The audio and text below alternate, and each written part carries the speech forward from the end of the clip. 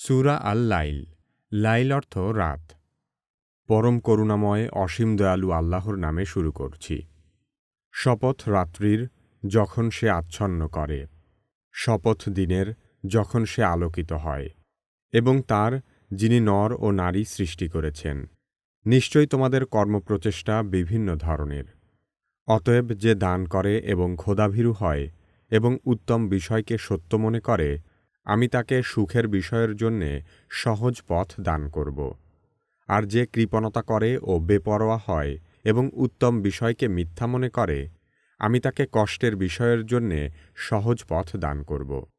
যখন সে অধপতিত হবে তখন তার সম্পদ তার কোনো কাজেই আসবে না। আমার দায়িত্ব পথ প্রদর্শন করা, আর আমি মালিক ইহকালের ও পরকালের। অতএব আমি তোমাদেরকে প্রজ্বলিত অগ্নি সম্পর্কে সতর্ক করে দিয়েছি। এতে নিতান্ত হতভাগ্য ব্যক্তি প্রবেশ করবে, যে মিথ্যারোপ করে ও মুখ ফিরিয়ে নেয়। এ থেকে দূরে রাখা হবে খোদাভীরু ব্যক্তিকে, যে আত্মশুদ্ধির জন্যে তার ধন সম্পদ দান করে এবং তার উপর কারো কোনো প্রতিদানযোগ্য অনুগ্রহ থাকে না, তার মহান পালনকর্তার সন্তুষ্টি অন্বেষণ ব্যতীত। সে সত্বরই সন্তুষ্টি লাভ করবে।